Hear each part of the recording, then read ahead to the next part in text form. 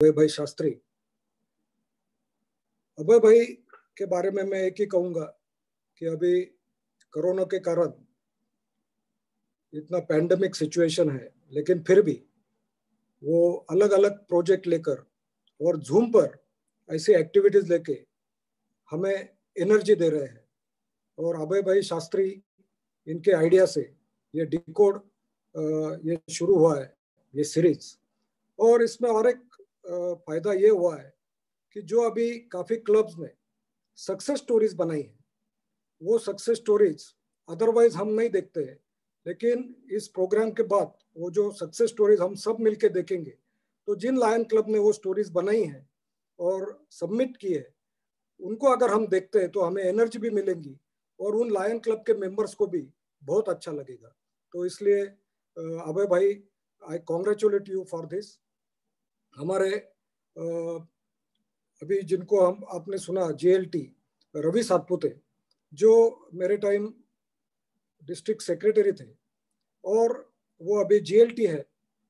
और एक के बाद एक आप जब सुनेंगे, जैसे कि राज भाई को पहले आपने सुना, इसके बाद अभी आज भगवान श्री कृष्ण पर आप सुनने वाले हैं।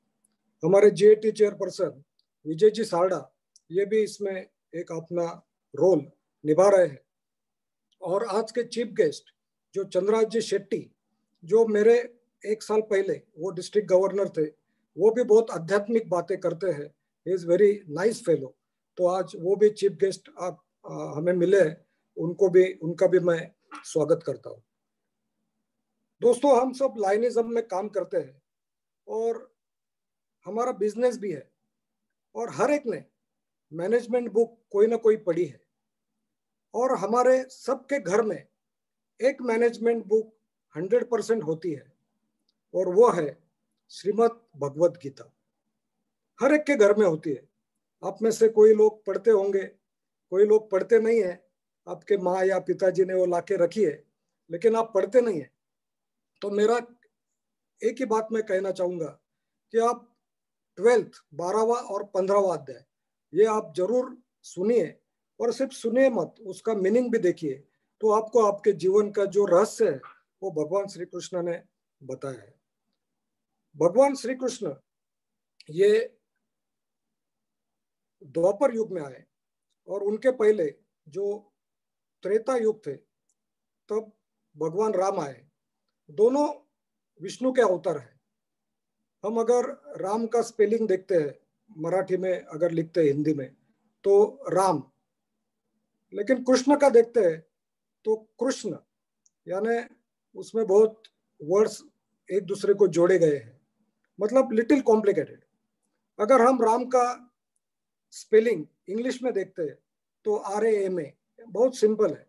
लेकिन कृष्ण का अगर देखते हैं तो KRISHNA, यानी 7 वर्ड्स, यानी थोड़ा डिफिकल्ट है। बहुत लोग राम और कृष्ण इनका कंपैरिजन करते हैं, लेकिन राम ये मर्यादा पुरुषोत्तम थे, भगवान कृष्ण थोड़े अलग लीला करने वाले थे। और we cannot compare them with each other, क्योंकि तब त्रेता युग था और अब भगवान श्री कृष्ण आए 5000 साल पहले, तो द्वापर युग था। उस युग में कैसी लाइफस्टाइल है, उस प्रकार से भगवान विष्णु ने जन्म लिया है। अभी कलयुग में अगर वो नया रूप लेते हैं तो it will be most complicated, यानी भगवान कृष्ण से भी ज्यादा कॉम्प्लिकेटेड रहेगा। उनको डिजिटल मीडिया का भी नॉलेज रहेगा, उनको सब क्षेपणास्त्र, अणुबॉम्ब, जो भी बॉम्ब है उनका नॉलेज रहेगा। मतलब यू कैनॉट कंपेयर भगवान विष्णु के अलग अलग अवतार। और राम मर्यादा पुरुषोत्तम है और कृष्ण लीलाधारी है, तो इसलिए अलग अलग बातें हम भगवान कृष्ण पे बोलने वाले हैं। बहुत बार हम लाइनिज्म में बात करते हैं कि मेरे साथ ऐसा क्यों होता है। मुझे लायंस क्लब का प्रेसिडेंट होना था और मेरी पूरी तैयारी थी, मैं 10 साल से लायन का मेंबर हूँ, लेकिन वक्त पर हमारे सीनियर मेंबर्स ने मुझे बोला कि अब तू प्रेसिडेंट नहीं होगा, अब तो दूसरा होगा। मैंने लाइनिज्म में कैबिनेट में बहुत साल काम किया है और मुझे अभी VDG2 बनना था, लेकिन हमारा PDG का जो ग्रुप है उन्होंने मुझे बोला कि तू अभी रुक जा, अब अपन दूसरे को आगे लाएंगे। तो ये मेरे साथ क्यों होता है? मुझे कॉलेज में 80% मिले और 81% में एडमिशन क्लोज हो गया। तो मेरे साथ ही ऐसा क्यों? हम हिंदी पिक्चर देखते हैं, उसमें भी अमिताभ बच्चन भगवान के सामने बोलता है कि मेरे साथ ऐसा क्यों भगवान, मेरे साथ ही ऐसा क्यों? तो भगवान कृष्ण उसको सादा सिंपल जवाब देते हैं कि अरे भाई, मैं तो त्रिलोक का स्वामी हूँ, मुझे कहते हैं, लेकिन मेरा जन्म किधर हुआ? जेल में हुआ। आपका जन्म कहाँ हुआ? हॉस्पिटल में हुआ होगा। मेरा जेल में हुआ। मेरा जब जन्म हुआ, आपका जन्म हुआ, तब आपकी माँ बहुत खुश होंगी। मेरा जन्म हुआ तब मेरी माँ देवकी वो रो रही थी, क्योंकि मुझे रिस्क था और मेरा तुरंत वियोग हुआ। पहले ही दिन मुझे जाना पड़ा। बाद में वासुदेव मुझे लेके जाने लगे तो यमुना तीर को बाढ़ आई, यमुना नदी को बाढ़ आया था। यानी मैं भगवान हूँ, मेरे साथ इतना प्रॉब्लम हुआ है, तो आपके साथ ये थोड़े छोटे मोटे प्रॉब्लम हुए तो क्या प्रॉब्लम है? और जो आदमी जीवित है उसको प्रॉब्लम आते ही रहेंगे। जिसको कुछ भी प्रॉब्लम नहीं है वो समझो कि मर गया, डेड बॉडी। इसलिए भगवान कृष्ण ने बताया है कि जीवन में प्रॉब्लम आते ही रहेंगे, लेकिन उनको सामना करना ये हमें सीखना है, और यही कृष्ण की भक्ति है। भगवान कृष्ण बाद में गोकुल में गए। गोकुल में कंस कुछ न कुछ गड़बड़ करता था, और इसलिए नंद बाबा जो भगवान कृष्ण के पिताजी थे, जो उनका संभालते थे, वो उनको लेके गए नंद गांव में। फिर वहां भी प्रॉब्लम आया, फिर वो वृंदावन में चले गए। वृंदावन में आपको मालूम है कि यमुना नदी थी और बह रही है, और वहां एक कालिया आ गया, कालिया नाग, और उसने विष जहर फैलाना शुरू कर दिया, और गाय पानी पीने को जाती थी और मरती थी। फिर लोग सब भयभीत हो गए, इकट्ठा हो गए, और उन्होंने नंद बाबा को बोला, एक तो ये गांव हमें छोड़ना चाहिए, नहीं तो कुछ लोग बोले कुछ दिन हमें रुकना चाहिए, हम देखेंगे, भगवान पे भरोसा करेंगे। भगवान कृष्ण ये तब सुन रहे थे, बहुत नन्हे थे, छोटे थे, और उन्होंने सुना। और एक बार बच्चों के साथ जब वो खेलते थे, तब उन्होंने एक वो गेंद यमुना तीर में नदी में डाली, और वहां अंदर गए और कालिया का मर्दन किया। इसमें इन्होंने ये बता दिया कि इफ यू आर लीडर, मतलब भगवान कृष्ण को सब उसके दोस्त उनको लीडर मानते थे, तो if you are leader, it is your responsibility to face any problem. जब मैं लीडर होता हूँ, तब हमारे क्लब में, हमारे डिस्ट्रिक्ट में अगर कोई प्रॉब्लम आती है, अभी डिस्ट्रिक्ट गवर्नर हमारे अभय भाई है, अनुराधा भाभी है, उनके वाइफ, तो अगर कुछ प्रॉब्लम आता है तो एज ए लीडर उनकी भी एक रिस्पॉन्सिबिलिटी होती है, और वो बड़े अच्छी तरह से निभाते हैं। तो इसी प्रकार हमारे लायंस क्लब में कोई अड़चन आती है तो एज ए लीडर हमें आगे जाना पड़ेगा, और ये भगवान कृष्ण ने कालिया मर्दन में हमें बता दिया। बाद में आपको मालूम है कि वो सब जो ग्वाले थे या गोपी थे, वो तब वहां का रिवाज था कि इंद्र भगवान की पूजा करनी चाहिए, क्योंकि वो बारिश देता है। तो भगवान कृष्ण ने वो रिवाज बदल दिया। भगवान कृष्ण इन्वायरमेंट फ्रेंडली थे, और उन्होंने कहा कि वहाँ जो गोवर्धन पर्वत है, जिसे गिरिराज भी बोलते हैं हिंदी में, तो ये जो गोवर्धन पर्वत है, वहां पे हमारी गाय चरने को जाती है, और उसके कारण हमें वो दूध देती है, हमें वो दूध मिलता है। तो इसी कारण हमें गोवर्धन की पूजा करनी चाहिए, इंद्र भगवान की नहीं। और फिर सब उसका मान लेते हैं, क्योंकि भगवान कृष्ण का कम्युनिकेशन स्किल जबरदस्त था।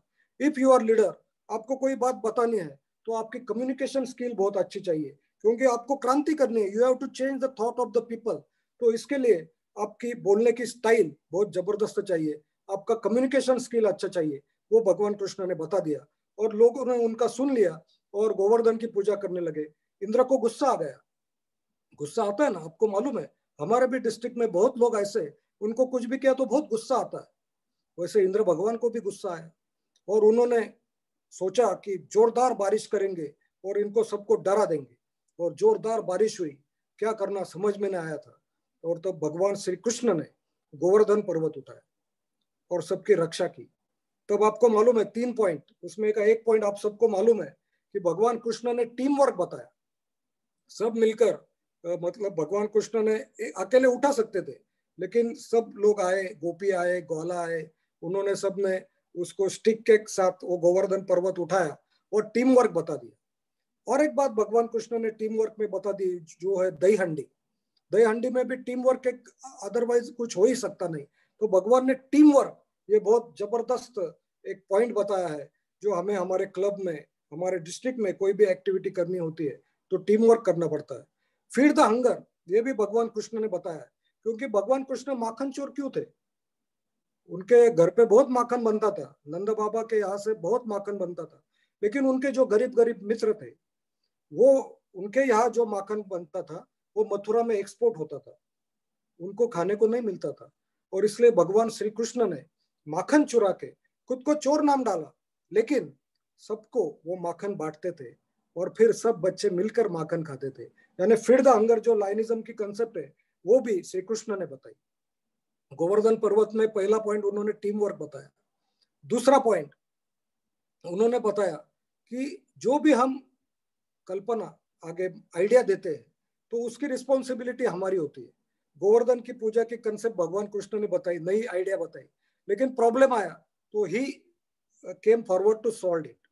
कभी कभी हम लायंस में बहुत नए नए आइडिया देते हैं, लेकिन आइडिया देने के बाद हम खुद कुछ नहीं करते, फिर वो प्रेसिडेंट करता है और बाद में हम बोलते हैं आइडिया माझी होती।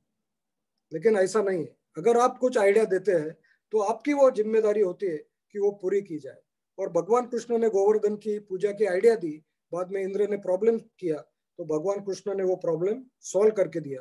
मतलब if you are leader you have total responsibility if something happens in your organisation. और एक तीसरी बात मैं आपको बताना चाहता हूँ, वो है you have to keep patience. ऐसे कहते हैं कि ये जो गोवर्धन पर्वत है ये हनुमान जी ने भी ये उठाया था। हनुमान जी ने 2 बार पर्वत उठाया है, एक बात गोवर्धन पर्वत और एक बात द्रोणागिरी पर्वत। जैसे कि जब लक्ष्मण को लगा था तब द्रोणागिरी पर्वत वो लेके आए थे, और उसी टाइम सेतु बांधते समय उनको ये जिम्मेदारी दी थी, और वो हिमालय में जाकर उन्होंने गोवर्धन पर्वत उठाया और वो वहां से लेके आ रहे थे। लेकिन वो जब वृंदावन तक आए तब भगवान राम का उनको संदेशा गया कि काम हो गया है हनुमान जी, सेतु पूरा कंप्लीट हो गया है, तो अभी उस वृंदावन पर्वत की अभी वृंदावन है गोवर्धन पर्वत की अभी जरूरत नहीं है, तो आप जहाँ पे हो वहां पे वो रख दो। तो भगवान हनुमान जी को वो संदेश आ गया, तब भी टेक्नोलॉजी जबरदस्त थी, उनको संदेश आ गया और उन्होंने वो गोवर्धन पर्वत वहां पे नीचे रख दिया। गोवर्धन पर्वत नाराज हो गया। गोवर्धन पर्वत बोला कि अरे मैं अच्छा हिमालय पर बैठा था, तो वहां से आप मुझे लेके आए, तो मैं बोला चलो राम भगवान के काम आएंगे, तो इसलिए आप मुझे लेके आए और बीच में ही मुझे यहाँ पे छोड़ दिया। बहुत नाराज हो गए। तो भगवान हनुमान जी ने वो राम जी को बोला, राम लल्ला को, कि गोवर्धन पर्वत नाराज हो गए। तो राम जी उनको बोले कि तू पेशेंस रख, अगले युग में, अभी तो जरूरत हो गई है, सेतु पूरा हो गया है, तो अगले युग में जब मैं कृष्ण बन के आऊंगा तब मुझे तेरी जरूरत पड़ेगी। और इस बार गोवर्धन पर्वत उन्होंने उठाया, वो सर के ऊपर उठाया। तो राम उनको बोले तू पेशेंस रख, जब अभी तो तेरी मुझे जरूरत रहती थी तो तू सेतु में रहता था, समुद्र के अंदर रहता था, और मैं और मेरी वानर सेना उस पर चलते जाती थी, लेकिन तू पेशेंस रख। और पेशेंस रखने के बाद आपको मालूम है कि गोवर्धन पर्वत भगवान कृष्ण के सर के ऊपर था। मतलब हमें जिंदगी में, और भगवान कृष्ण जैसे ही गोवर्धन की भी पूजा की जाती है, मतलब अगर हमें बड़ा होना है तो हमें पेशेंस रखना पड़ेगा। ये सीख हमें भगवान कृष्ण ने दी। बहुत बार प्रेसिडेंट हमें बनना रहता है लेकिन 2 साल बाद नंबर लगता है, डिस्ट्रिक्ट गवर्नर बनता रहता है लेकिन 2-3 साल के बाद नंबर लगता है। मुझे खुद को एमसीसी 2 साल पहले पहले होना था, लेकिन भगवान कृष्ण के मन में होगा चल तू 2 साल बाद बन जा। मतलब पेशेंस रखना ये बहुत जरूरी है, और ये भगवान कृष्ण ने हमें सीख दी है ये गोवर्धन पर्वत से। उसके बाद भगवान कृष्ण 8 साल के हुए और तब वो मथुरा कंस वध करने के लिए गए। इसके पहले मैं आपको एक बात बताना चाहता हूँ कि हमेशा भगवान कृष्ण के राधा के साथ फोटो रहते हैं रास क्रीड़ा खेलते समय। तो भगवान श्री कृष्ण तब सिर्फ 7 साल के थे, बाल्यावस्था में थे, लेकिन हम उसका अलग मीनिंग निकालते हैं और दांडिया खेलते हैं। ठीक है, साल में एक बार वो बात थी, भगवान कृष्ण लीला करते थे, मतलब ऐसा नहीं कि वो लीला ही करते थे। तो भगवान कृष्ण उसके बाद 8 साल के थे तब मथुरा में गए और कंस का उन्होंने वध किया। उसके बाद उन्होंने खुद मथुरा के राजा नहीं बने, कंस के पिताजी यानी उग्रसेन उनको राजा बनाया और वो सांदीपनी आश्रम में सीखने को चले गए। अभी वो तो त्रिलोक स्वामी है, वो बोल सकते हैं आई नो एवरीथिंग, मुझे सब पता है, लेकिन नहीं, वो सीखने क्यों गए। राम भगवान भी विश्वामित्र आश्रम में, वशिष्ठ आश्रम में सीखने गए थे। उस पर से हम उन्होंने हमें ये सीख दी कि आप लाइनिज्म में कितने भी ऊपर के पोस्ट में रहो, बिजनेस में कितने भी आगे रहो, तो भी आपको सेमिनार सुनने पड़ेगी, आपको वर्कशॉप को अटेंड करना पड़ेगा, सीक्यूआई आपको सुनना पड़ेगा, ऑनलाइन ट्रेनिंग आपको करना पड़ेगा। ये सीख हमें भगवान कृष्ण ने दी है और इसलिए अलग अलग सेमिनार हमने अटेंड करने चाहिए। उसके बाद वो वापस मथुरा में आए, नानाजी यानी उग्रसेन के साथ उन्होंने कई साल राज कारभार देखा मथुरा का, और उसके बाद वो द्वारका चले गए। वहां के सब उनके यदुवंशीय सब लोग लेके वो द्वारका चले गए।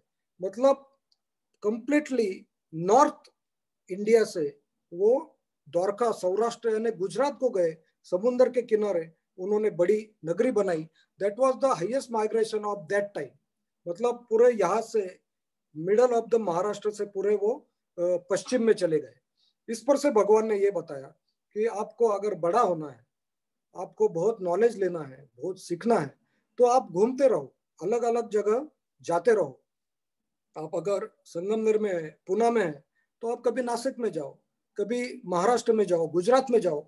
आप जितना घूमेंगे उतने आपको अलग अलग लोग मिलेंगे, अलग अलग संस्कृति आपको सीखने को मिलेंगी, अलग अलग लोगों से आपको नॉलेज मिलेगा, अलग अलग एक्सपीरियंस मिलेंगे। और इसलिए अपना पुणे, नगर, नासिक ये जो D2 डिस्ट्रिक्ट है, तो इसमें डिस्ट्रिक्ट गवर्नर अगर होना है तो उसे घूमना पड़ेगा, और वो घूमने को रेडी भी है। लेकिन हमारे कुछ 5 डिस्ट्रिक्ट गवर्नर को लगता है कि घूमना नहीं चाहिए। हम खुद घूमे हैं, और जितना आप घूमेंगे उतना आपको नॉलेज मिलेगा। आप पड़ोस के डिस्ट्रिक्ट देखो, आपका H1 देखो, पूरा विदर्भ है H1 में। आप D1 देखो, पूरा पश्चिम महाराष्ट्र है, कोकण, रत्नागिरी, कोल्हापुर, सोलापुर, बारामती, कितना बड़ा है, कितना घूमते हो। आप H1 देखो, H2 देखो, पूरा खानदेश और मराठवाड़ा, और फिर हमारा D2 देखो, सिर्फ पुणे, नगर और नासिक। मतलब कोई दिक्कत नहीं है, जितना आप ज्यादा घूमेंगे उतना आपको ज्यादा नॉलेज मिलेगा। ये भगवान श्री कृष्ण ने इतना घूमने के बाद हमें ये हम उनसे ये बोध ले सकते हैं। उसके बाद भगवान कृष्ण हस्तिनापुर गए। हस्तिनापुर वो कैसे गए, पांडवों के साथ उनकी दोस्ती कैसे हुई। वैसे तो वो उनके रिलेटिव थे, बुआ के लड़के थे, कुंती ये भगवान श्री कृष्ण की बुआ है जो पांडवों की माँ है। जब द्रौपदी का स्वयंवर था तब सब वहां पे चले गए मेहमान बनकर। भगवान कृष्ण ये द्रौपदी के भी वैसे माने हुए भाई थे, और इसलिए वो द्रुपद नरेश के पास वहां पे गए। तब पांडव अज्ञातवास में थे, मतलब ब्राह्मण वेश में वो वहां पे आए थे, और भगवान कृष्ण ने उनको पहचान लिया क्योंकि वो तो त्रिलोक के स्वामी थे। उन्होंने पहचान लिया, और वो जो द्रौपदी को उन्होंने जीत लिया, पांडवों ने, उनके साथ शादी हो गई। और तब भगवान कृष्ण का द्वारका से हस्तिनापुर आना जाना बढ़ गया, उनकी अच्छी दोस्ती हो गई। पांडवों के साथ भी थी और कौरवों के साथ भी उतने ही अच्छे उनके रिलेशन थे। उसके बाद हस्तिनापुर, वो जो अलग पांडवों को प्रांत मिला, वहां पे उन्होंने डिसाइड किया कि अभी राजसूय यज्ञ वो करना चाहिए। जैसे भगवान राम ने अश्वमेध यज्ञ किया था, वैसे वो राजसूय यज्ञ था। मतलब पूरी दुनिया, पूरा भारतवर्ष जीतने के लिए उसका नियोजन किया गया था। तो भगवान श्री कृष्ण वहां पे आए और उन्होंने बोला कि आप तो इतने बड़े शूर हो पांडव, तो सब लोग आपको शरण आ जाएंगे आपने ये अगर ये करते हो तो। लेकिन उसके पहले जो भी दुष्ट पापी लोग हैं उनका संहार आपको करना पड़ेगा। फॉर एग्जाम्पल जयद्रथ है, उसका संहार आपको करना पड़ेगा। तो भीम को उन्होंने बताया कि जयद्रथ को आपको मारना है। भीम भी बलवान था, जयद्रथ भी बलवान था। कृष्ण भगवान ये उसको मार सकते थे जयद्रथ को, लेकिन उन्होंने भीम का यूज किया। मतलब आपको ये सीख दी कि सबका काम बिजनेस में आपको नहीं करना है, या लायंस में, डिस्ट्रिक्ट में सब काम आपको नहीं करना है। आपकी जो टीम है उनको आप काम दोगे, उनको जिम्मेदारी देंगे तो बहुत अच्छा काम कर सकते हैं। और भीम ने जरासंध का वध कर दिया। उसके बाद दरबार था और राजसूय यज्ञ शुरू होने वाला था। तो वहां पे सबको बुलाया गया, पांडवों ने सबको बुलाया, कौरवों को बुलाया, भीष्माचार्य को बुलाया, द्रोणाचार्य, कृपाचार्य, वशिष्ठ, विश्वामित्र, परशुराम, फिर वेदव्यास जी, भीष्म, सबको बुलाया। और वो दरबार भरा हुआ था और राजसूय यज्ञ शुरू होने वाला था। तब युधिष्ठिर ने आगे आके बोला कि पहले हमें अग्र पूजा करनी है, कोई भी श्रेष्ठ मानव यहाँ पे हमारे में जो है उसकी अग्र पूजा करनी है।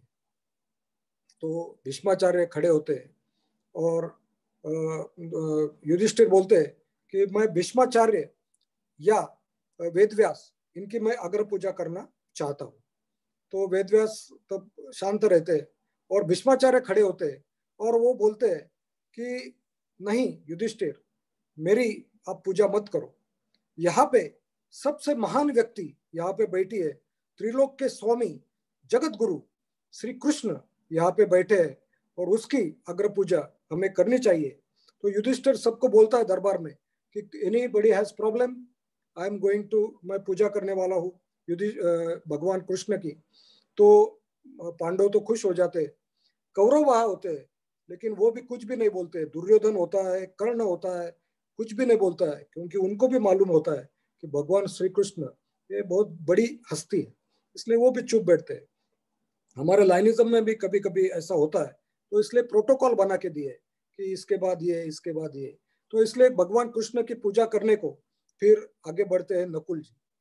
और उतने में एक जन वहां पे आता है, शिशुपाल, और वो जोर से चिल्लाता है, अरे ये कृष्ण कृष्ण है, ये ग्वाला है, ये सादा गोपी है, इसकी क्या पूजा करनी है, ये चोर है। और ऐसा बोलने के बाद, मतलब माखन चोर है, तो ऐसा बोलने के बाद वहां पे भीम रहता है, सबसे पहले गुस्सा भीम को आता है और वो खड़ा रहता है और वो बोलता है, शिशुपाल इसके आगे कुछ भी बोला तो मैं तुझे मार डालूंगा। इस पर भगवान कृष्ण एकदम, भगवान कृष्ण का वो इंसल्ट कर रहे हैं, लेकिन भगवान कृष्ण एकदम स्मित साइलेंटली, एकदम चेहरे पे हास्य होता है और बोलते हैं, भीम जी जरा शांत, वो मेरा इंसल्ट कर रहा है। उसके बाद वो और बोलता है और खराब खराब बोलता है। फिर भीष्माचार्य खड़े होते हैं और बोलते हैं, शिशुपाल, महादेव की सौगंध, अगर मैं यहाँ पे पांडवों के दरबार में नहीं होता तो अब तक मैं तेरी जीवा काट डालता। लेकिन भगवान कृष्ण उसको भी बोलते हैं, पितामह आप कृपया शांत रहिए, मैं देख लूंगा। उसके बाद वो वापस बोलता है, ये रणछोड़ दास है, ये भगुड़ा है। जैसे कि आपको मालूम है कि एक बार भगवान रण छोड़ के गए थे, उसके पीछे कुछ रीजन था। तो ये रणछोड़ दास है ऐसा भी बोलते हैं, उसका बहुत इंसल्ट करते हैं। फिर बलराम खड़ा होता है और वो बोलता है, शिशुपाल इसके आगे कुछ भी बोला तो मैं तुझे मार डालूंगा। तो भगवान कृष्ण बोलते हैं, बलराम भैया आपको मालूम है ना, मैंने बुआ जी को वचन दिया है, मतलब शिशुपाल की माँ, वो भी भगवान कृष्ण की बड़ी बुआ होती है, मैंने वचन दिया है कि जब तक ये 100 पाप नहीं करता तब तक मैं इसे नहीं मारूंगा, इसने 98 पाप किए हैं। तो शिशुपाल को बहुत गुस्सा आता है, वो बोलता है, अरे मैं तुझे नहीं डरता हूँ, तू लायक ही नहीं, तू जादूगर है, तू मायावी है, 99, 100, 101। फिर भगवान खड़े होते हैं, बोलते बस शिशुपाल बस, मैंने तुझे वचन दिया था 100 पाप मैं तुझे माफ करता, लेकिन इसके आगे नहीं, अब तूने 101 पाप कर दिए हैं। और भगवान कृष्ण सुदर्शन चक्र निकालते हैं और सबके सामने शिशुपाल का वध कर देते हैं। इस पर से भगवान कृष्ण ने बहुत बड़ी बात हमें की है कि बहुत बार, कभी कभी आपके दोस्त कभी कभी आपके बारे में एक बार दो बार बोलते होंगे, तो आप उनको इग्नोर कीजिए, लेट अस फॉरगिव देम। आप आप जितने फॉरगिव करेंगे उतना आप बड़े होंगे। लेकिन कोई व्यक्ति अगर बार बार आपका इंसल्ट करता है, तो फिर मराठी में बोलते हैं ना कि त्याचा कार्यक्रम करायला पाहिजे। इसलिए कुछ देर आप माफ करो, लेकिन एक लिमिट होता है, उसके बाद अगर ज्यादा ही कुछ होने लगा तो आपको कुछ तो भी करना पड़ेगा। ये बहुत बड़ी सीख हमें भगवान कृष्ण ने दी। उसके बाद आपको मालूम है कि द्यूत क्रीड़ा जब खेलते हैं तब उसमें पांडव सब हार जाते हैं और द्रौपदी को आगे लाया जाता है। आगे लाने के बाद उसका दुशासन वस्त्र हरण करने जाता है, दुर्योधन के हाथ से वो साड़ी आई। ये एक कथा है, एक एक कथा बनाई गई है। एक जैसे कि हम नए पिक्चर बनाते हैं तो कुछ कुछ कुछ बातें अलग बताते हैं, उस प्रकार वो बताया गया है। लेकिन ऐसा हुआ है, मुझे ऐसा लगता है कि भगवान कृष्ण द्रौपदी के बुलाने पे तुरंत वहां पे पहुंचे। और वुमन रिस्पेक्ट, ये भगवान ने बहुत बड़ी बात हमें सिखाई है। हम जब अभी बोलते हैं वुमन एम्पावरमेंट, वुमन का रिस्पेक्ट करना, ये बात बताई है। और भगवान कृष्ण जब दरबार में आए होंगे और उन्होंने बोला होगा कि एक भी आगे आया, एक ने भी हाथ लगाया तो मैं उसे देख लूंगा। और बाद में दुशासन और दुर्योधन, एक की भी हिम्मत नहीं हुई होंगी। तो ऐसी ताकत, ऐसा बल, ऐसी शक्ति हमें होनी चाहिए कि हमारे आने से ही लोगों को लगना चाहिए कि हम कुछ कर रहे हैं। जैसे कि पुलिस आने के बाद कैसे हम रुकते हैं, हिंदी फिल्म इंडस्ट्री में बताते हैं कि पुलिस आने के बाद वो जो झगड़ा चलता है वो शांत हो जाता है। हम अगर स्कूल में झगड़ा करते हैं, टीचर आ जाते हैं, तो हम कैसे शांत हो जाते हैं। वैसे भगवान कृष्ण की पर्सनैलिटी थी, और वो आने के बाद वो वस्त्र हरण का मैटर वहां पे क्लोज हो गया। और भगवान कृष्ण ने हमें ह्यूमन रिस्पेक्ट, ये बहुत बड़ी सीख उसमें से दी। उसके बाद आपको मालूम है कि युद्ध होने के बाद पांडव सब हार गए, और उसके बाद दुर्योधन बोला कि मैं इन्हें कुछ भी नहीं दूंगा। और तब भगवान श्री कृष्ण, युद्ध होने वाला था लेकिन भगवान कृष्ण शांति का मतलब शांति का प्रस्ताव लेके वो कौरवों के पास जाते हैं। उनको मालूम था कि ये शांति कुछ होने वाली नहीं है, लेकिन फिर भी उन्होंने ट्राई किया, और उन्होंने उनमें वो फेल हुए क्योंकि वो दुर्योधन सुनने के मानसिकता में नहीं था। लेकिन भगवान कृष्ण ने ये सीख दी हमें कि कभी भी कोई युद्ध होता हो, कुछ झगड़ा होता हो, या कुछ इलेक्शन होता हो, तो उसके पहले आपने शांति प्रस्ताव, सेटलमेंट, वो आपने लेके जाना चाहिए। सक्सेस मिलेगा ये नहीं मिलेगा ये अलग बात है। भगवान कृष्ण ने ये बता दिया, अरे मुझे सक्सेस नहीं मिला तो आप कोशिश करो, नहीं मिला तो नहीं मिला, लेकिन शांति प्रस्ताव लेके जाना चाहिए। आज भगवान कृष्ण के बाद बारे में हम क्या बोलते हैं कि उन्होंने कौरवों का संहार करने के लिए पांडवों को मदद की, लेकिन सबसे पहले वो शांति का प्रस्ताव लेके गए थे। दुर्योधन ने नहीं माना और इसलिए वो युद्ध हुआ। उसके बाद आपको मालूम है कि वो प्रस्ताव नहीं होता है, युद्ध होने लगता है। और उसके पहले दुर्योधन और अर्जुन ये भगवान श्री कृष्ण के पास जाते हैं, और अर्जुन कृष्ण के पैर के वहां बैठता है, और दुर्योधन कृष्ण के सर के पास बैठता है।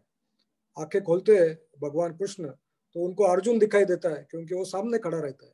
और वो अर्जुन को पूछता है कि कैसे हो अर्जुन। और फिर दुर्योधन भी बोलता मैं भी आया हूँ, बोलते आप कैसे हो कैसे हो, बस तो थोड़ी बातचीत होती है।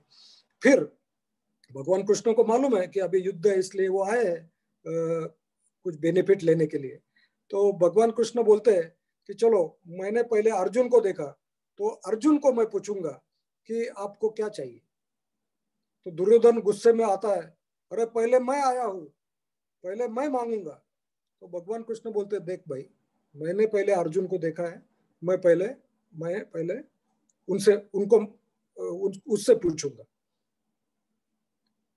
और फिर वो अर्जुन को पूछता है। क्यों पूछता है अर्जुन को पहले? क्योंकि अर्जुन ने भगवान श्री कृष्ण को ज्यादा रिस्पेक्ट दिया, भक्ति की। उसी प्रकार हमें भी कुछ बड़ा काम करना है तो हमारे घर के जो बुजुर्ग लोग हैं उनके पहले आशीर्वाद लेने चाहिए। आशीर्वाद ही मिलेगा ना, ना तो नहीं बोलेंगे। आशीर्वाद ये बहुत इंपॉर्टेंट होता है।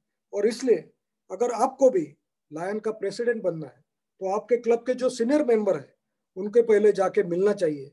मैं क्या करना चाहता हूँ उनको बताओ, वो आपको बोलेंगे, आपको आशीर्वाद देंगे, और आपके प्रेसिडेंट के उत्सव में वो हमेशा भाग लेंगे। अगर आपको वीडीजी 2 होना है तो आपको जो आपके सीनियर मेंबर है आपके क्लब के उनको मिलना होगा। आपके डिस्ट्रिक्ट के जो 5 डिस्ट्रिक्ट गवर्नर है उनको मिलना होगा, उनसे बातचीत करनी पड़ेगी। वो आपको क्या बोलेंगे? आपको आशीर्वाद ही देंगे, आपको बोलेंगे यशस्वी भव। और वो आपके साथ जो भी हर हर 5 डिस्ट्रिक्ट गवर्नर 2-2 क्लब 3-3 क्लब को जानता ही है, बहुत अच्छी तरह से जानता है, तो आपको आशीर्वाद ही देंगे। भगवान कृष्ण ने ये बताया है कि आप बुजुर्ग लोगों से, सीनियर लोगों से, बिजनेस में भी, अगर आप आपके पिताजी का बिजनेस संभाल रहे हैं और आपके सीनियर स्टाफ है, आप उनका आशीर्वाद लीजिए, वो आपको बहुत नॉलेज देंगे। ये भगवान कृष्ण ने हमें बता के दिया है। और इसलिए कृष्ण अर्जुन को बोलता है कि क्या चाहिए। मैं 2 बातें देता हूँ, एक तो 2 अल्टरनेटिव्स, एक तो मैं मेरी पूरी सेना दूंगा, नारायणी सेना, और नहीं तो मैं खुद आऊंगा, लेकिन मैं खुद नहीं लड़ूंगा, मैं शस्त्र नहीं उठाऊंगा। तो बोलो क्या चाहिए। तो भगवान अर्जुन बोलता है कि भगवान कृष्ण, आप मुझे आप ही चाहिए।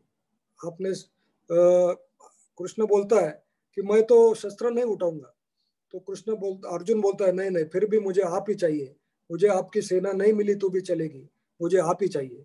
दुर्योधन बाजू में रहता है, वो तुरंत खड़ा होता है, वो बोलता है नो प्रॉब्लम, मुझे आप तो नहीं तो भी लड़ने वाले नहीं है, तो आपकी सेना मुझे दीजिए और मैं विन विन सिचुएशन है तो चलेगा, मुझे शर्त मान्य है। तो भगवान कृष्ण स्माइल देते हैं और कहते हैं ठीक है, तथास्तु। और पूरी नारायणी सेना कौरवों को जाके मिलती है और भगवान कृष्ण जो निहत्थे होते हैं वो अर्जुन के पास आके वो पांडवों के सेना में मिल जाते हैं। क्या जबरदस्त आइडिया है भगवान कृष्ण की। देखिए, अगर वो शस्त्र पकड़ते थे तो वो लड़ने में ब्लॉक हो जाते थे, लेकिन भगवान कृष्ण ने क्या किया कि उनका माइंड वो फ्री रखा और वो युद्ध नहीं खेले, और जबरदस्त प्लानिंग सोच उनमें हमेशा थी। इसलिए भगवान कृष्ण ने ये बताया है कि मैनेजमेंट में, हमारे बिजनेस में, छोटी छोटी बातें आप मत कीजिए। आप आपके जो लोग हैं, आपके स्टाफ है, आपसे ब्रिलियंट लोग आप आपके स्टाफ में लीजिए, आपसे ज्यादा होशियार लोग आप स्टाफ में लीजिए, और आप आपका माइंड ये हमेशा खाली रखिए, क्योंकि फिर उसमें नए नए आइडियाज आपको आएंगे। और आपको मालूम होगा कि सामने जब कौरव की सेना थी, बहुत जबरदस्त, बहुत बड़े बड़े लोग थे, द्रोणाचार्य, भीष्माचार्य, कृपाचार्य, कर्ण, अश्वत्थामा, और यहाँ पे सिर्फ सबसे बड़ा अर्जुन था और भीम जो एक बलवान था, बाकी नकुल सहदेव वो तलवार से खेलते थे, एक सिर्फ अर्जुन ही था। और लेकिन फिर भी भगवान कृष्ण के माइंड से, क्योंकि वो माइंड वो सोच रहा था, और उसके कारण वो कैसे कैसे होता है मैं अभी आगे बताऊंगा आपको। तो फिर युद्ध पहला दिन शुरू होता है, तो उसके पहले अर्जुन देखता है कि पूरी सेना सामने खड़ी है, और वो भगवान कृष्ण को बोलता है चलो जरा आगे जाके देखते हैं कि मेरे कौन कौन रिलेटिव है वहां पे। सब भाई होते हैं, उनके गुरु होते हैं, सब लोग वहां पे होते हैं। तब अर्जुन वो गांडू धनुष से नीचे रख देता है और वो बोलता है कि सॉरी, मैं नहीं लड़ सकता हूँ, मेरे दोस्तों के साथ मैं नहीं लड़ सकता हूँ, मेरे सब रिलेटिव के साथ। तो अर्जुन बोलता है, कृष्ण बोलते हैं तुझे लड़ना पड़ेगा, सत्य के जीत के लिए तुझे लड़ना पड़ेगा। मतलब देखिए, शांति का प्रस्ताव भी भगवान कृष्ण ने ही लेके गए थे, और जब युद्ध की बारी आई तो भगवान कृष्ण ही बोले कि लड़ना पड़ेगा।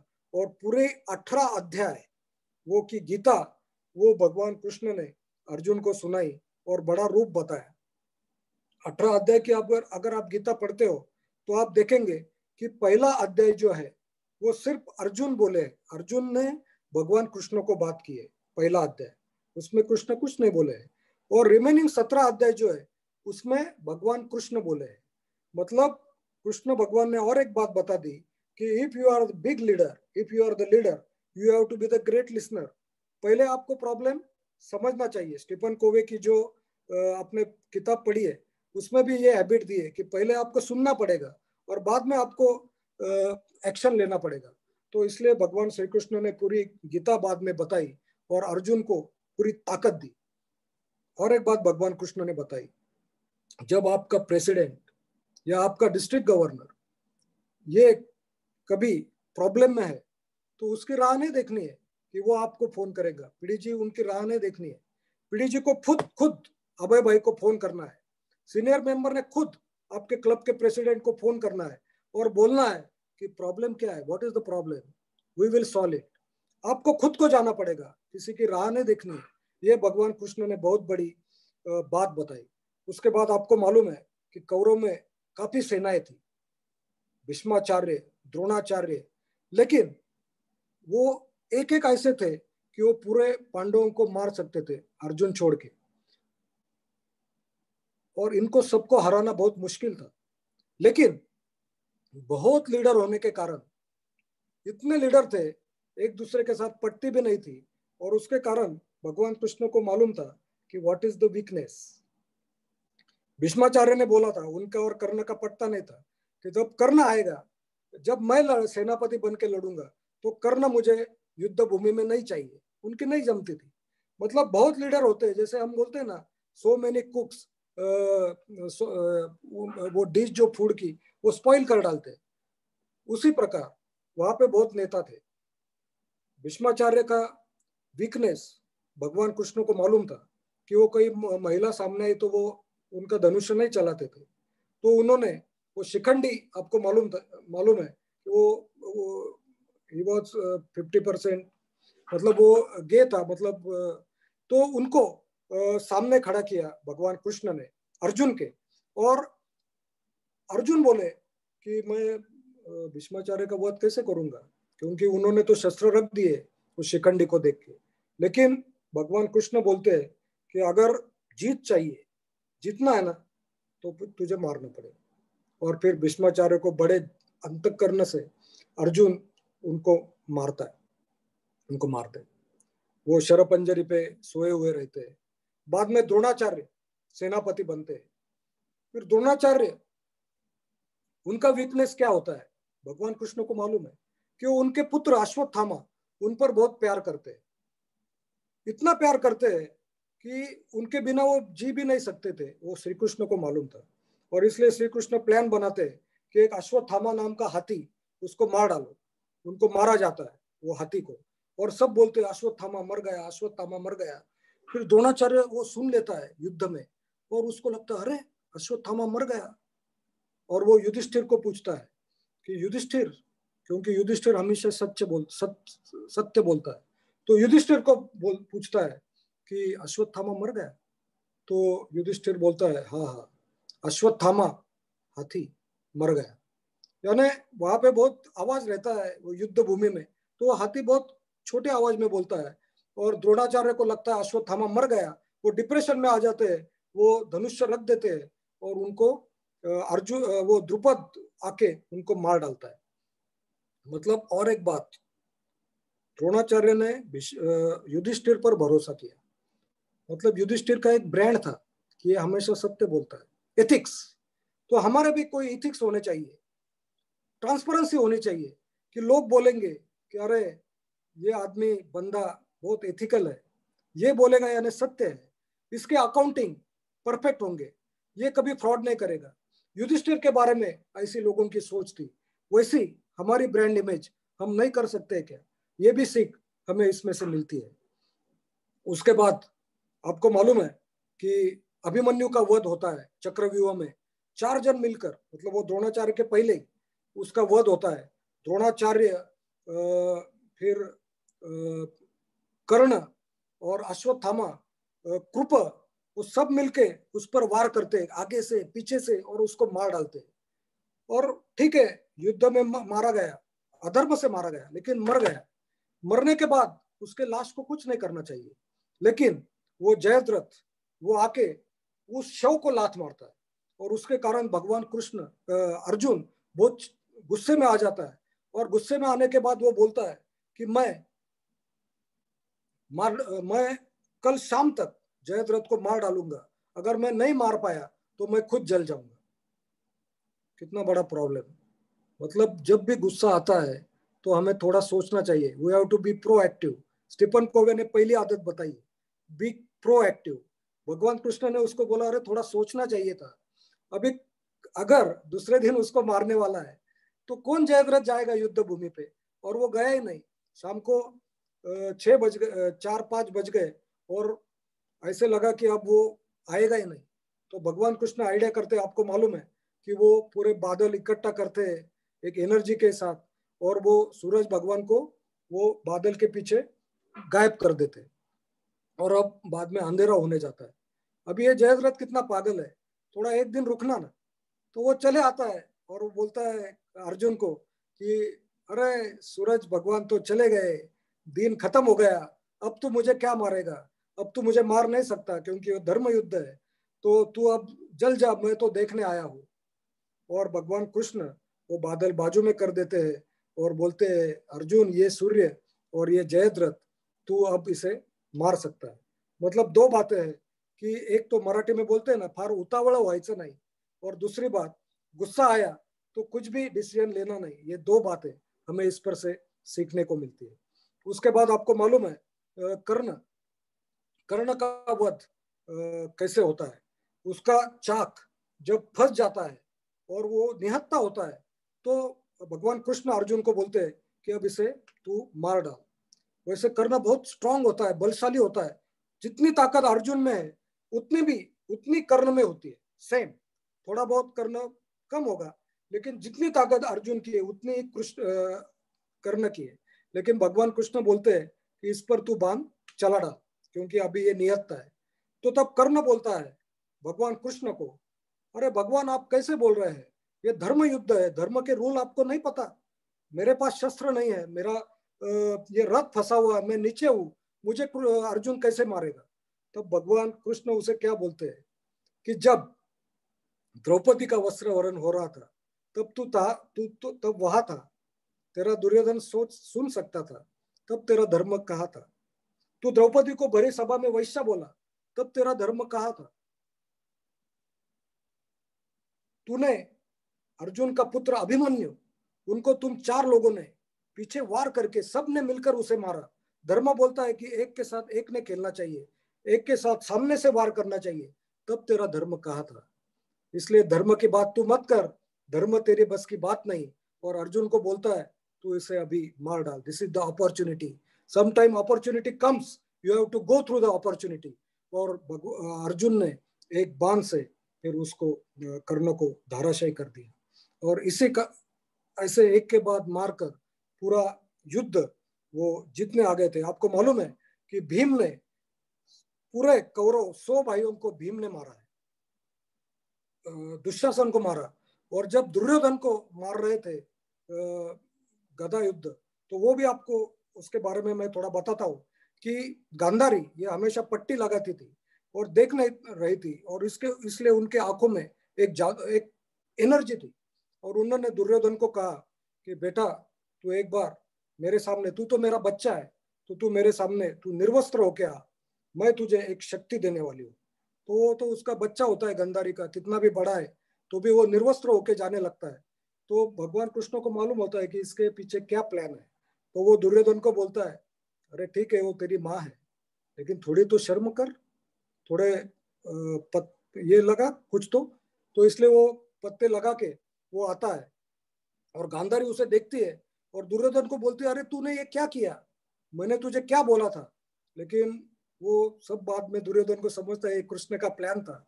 और जब दुर्योधन और भीम गदा से युद्ध खेल रहे थे तो कृष्ण ने बताया कि उसके जंगा पे तू वार कर, उससे वो मर जाएगा। और फिर दुर्योधन का वध इस तरह भीम करता है। बाद में पूरा युद्ध होता है, बाद में पांडव जीत जाते हैं। और तब धृतराष्ट्र जब बोलता है भीम को कि मैं तुझे आलिंगन देना चाहता हूँ, मुझे तेरे से बहुत प्यार आया है, और भीम भी चला जाता है आलिंगन देने को। उतने में भगवान कृष्ण वहां पे बोलते हैं कि रुको, और एक लोहे का पुतला सामने आके खड़ा कर देते हैं। और वो लोहे के पुतले को जब वो धृतराष्ट्र आलिंगन देता है तो पूरा चक्का चूर कर देता है और भीम बच जाता है। तब भगवान कृष्ण ने हमें ये सीख दी कि हमेशा हमें सावधान रहना पड़ेगा इस जीवन में। You always have to be alert. हमें रामदास स्वामी ने भी शिवाजी महाराज को यही बताया था कि always you have to be alert. Alert, नेहमी सावध रहना चाहिए, कोई भी अड़चन कभी भी आ सकती है। ये बहुत बड़ी सीख भगवान कृष्ण ने हमें दी। और भगवान कृष्ण ने ये बताया कि कभी भी हमें सत्य का फॉलो करना चाहिए। और इसी प्रकार बाद में ये पांडवों को जिता के युधिष्ठिर राजा होता है और द्वारका को भगवान श्री कृष्ण चले जाते हैं। भगवान कृष्ण ने द्वारका में उसके बाद 36 साल उन्होंने राज दरबार संभाला, और तब सुदामा उनको मिलने गया था, जो उनका बचपन का साथी था, बहुत गरीब था, और वो श्री कृष्ण को मिलने गया, और श्री कृष्ण ने सुदामा बेट, मतलब आप हमें ये सिखाया कि आप कितने भी लाइनिज्म में बड़े पद पे हो, आप इंटरनेशनल डायरेक्टर हो, आप इंटरनेशनल प्रेसिडेंट भी बने, तो भी जो भी आपका लायन मेंबर है उसके साथ आपके रिलेशन वैसे ही रहने चाहिए। आप कितने भी रिच हो, आपका क्लासमेट अगर आपके पास आता है तो आपको ऐसे ही बर्ताव करना चाहिए जैसा वो आपका एक अच्छा दोस्त है। और ये बहुत इंपॉर्टेंट सीख भगवान श्री कृष्ण ने हमें दी है, और लाइनिज्म हम भगवान श्री कृष्ण को ही फॉलो करते हैं। भगवान श्री कृष्ण ने विजन, यानी हम जो बोलते हैं विजन, तो भगवान कृष्ण ने अर्जुन को दृष्टि दी, विजन। बाद में युद्ध, बच्चों के साथ रहे, कौरव पांडव सब युवा थे, तो युद्ध उनके साथ रहे, उनको गाइडेंस दिया। फीड द हंगर, आपको मालूम है कि माखन वो सबको बांटते थे, feed the hunger. Environment, Govardhan Giri उनकी पूजा करना, ये इन्वायरमेंट था। ये सब सीख, और एक्सरसाइज करना, लाइनिज्म में ज्यादा से ज्यादा ट्रेनिंग सीखना, ये सब बातें भगवान कृष्ण ने दी है। भगवान कृष्ण वैसे समझने में बहुत डिफिकल्ट है, वेरी डिफिकल्ट टू अंडरस्टैंड, लेकिन क्योंकि सुदामा भी उनको समझ नहीं पाए, उनके बचपन के दोस्त, वो जब मिलने गए वापस जा रहे थे तो उनको लगा अरे भगवान कृष्ण ने मुझे तो कुछ नहीं दिया, मुझे जो चाहिए था भगवान। लेकिन जब वो घर पहुंचते तो पूरा सोने का दरबार हो जाता है। मतलब सुदामा ने भी भगवान कृष्ण को नहीं पहचाना, उनकी माँ यशोदा ने भी भगवान कृष्ण को नहीं पहचाना।